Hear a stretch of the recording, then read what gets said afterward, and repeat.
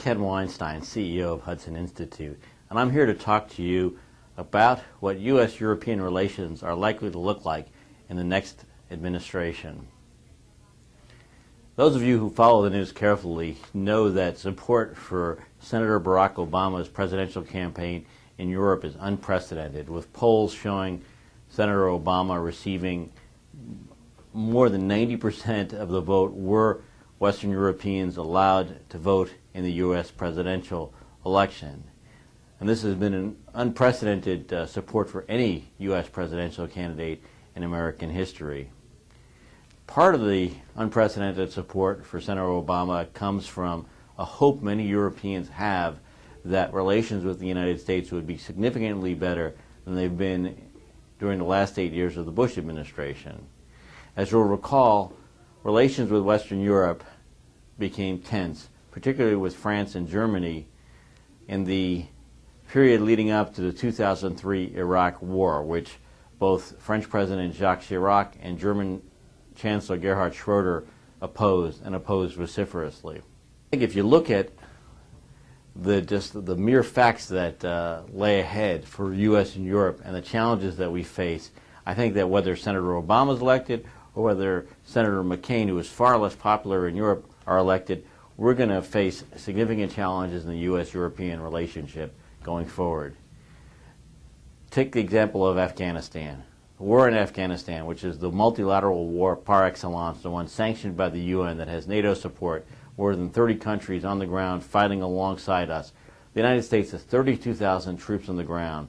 The Western Europeans have sent far smaller contingents of forces to Europe. The Brits have 4,800 soldiers on the ground. The Germans have somewhere more than 2,600. The French more than 1,000. But some NATO countries have sent very small contingents, frankly, to the irritation of Washington and also the irritation of other NATO allies. The Belgians, for example, have 301 troops on the ground.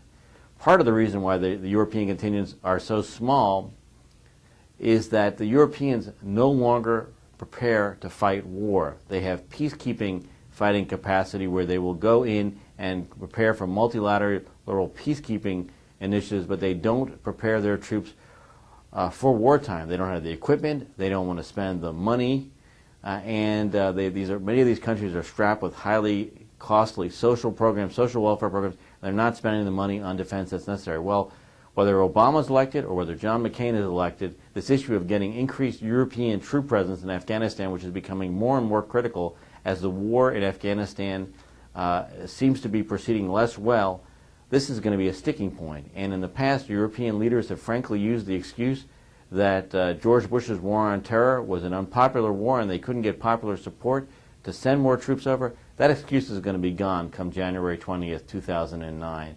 So this is one sticking point that's going to be in U.S.-European relations, which is troop strength in Afghanistan, which needs to be significantly increased by the Europeans. A second area that's going to cause some tension is over Iran. And here, paradoxically, Senator Obama has taken a stand in favor of negotiations that is actually unpopular with one of our most critical European allies, French President Nicolas Sarkozy.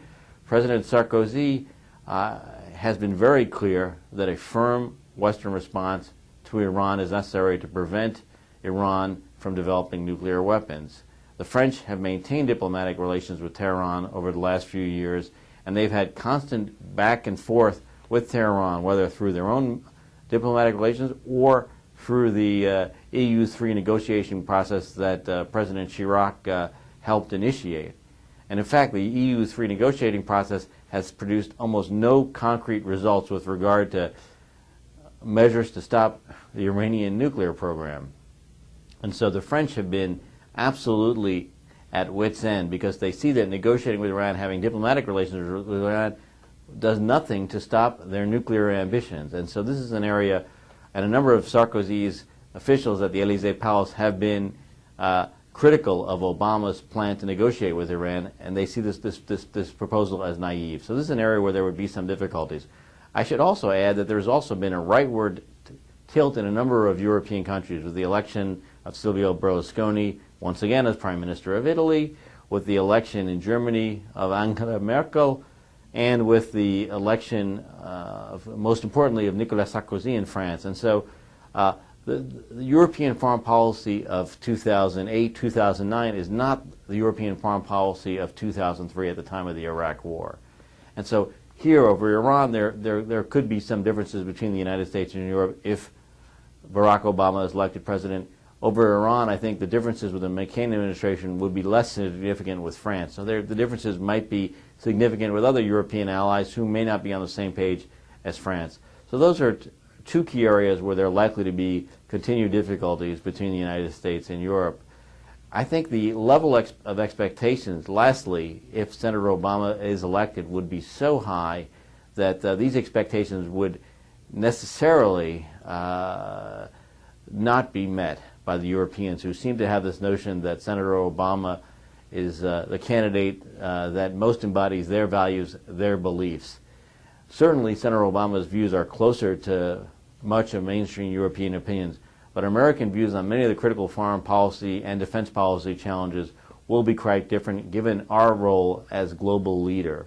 And so I think that the tensions will quickly come to the surface, whether it be over Iran, whether it be over Afghanistan, whether it be over relations with the Russians and the continuing tense situation between Russia and Georgia. So in the end, I think that the United States and Western Europe we're likely to find ourselves going forward facing many of the same challenges and looking at them from very different angles. And so, to be sure, if Senator Obama were elected president, the United States' image in Western Europe would be significantly improved. He is seen as a sign of diversity, as a sign of a new generation, as a sign of hope for the future. Likewise, if Senator McCain were elected, Senator McCain is someone who has traveled more to Western Europe than any U.S. presidential candidate since Dwight Eisenhower. And Senator McCain knows European leaders well. He's been the American head of the delegation to the Munich Wehrkunde Security Conference for the past decade. He knows all the Western European leaders by name, by first name, and he's very familiar with their trials, with their tribulations, and is likely to be much more sensitive to international perceptions of American policy, which will help in the short term to ease some misunderstandings. But the difficulties that Senator McCain would face as president, like the one Senator Obama would face as president, I think are significant, and we would have major differences in some areas with our European allies going forward. And so, in short, the challenges will be great for the next American president. Europeans should not think that by electing Barack Obama, whom they seemingly would like to coronate, that American foreign policy will change overnight and will be much more in line with the policies that most of the countries in the EU would like us to follow. Thank you very much.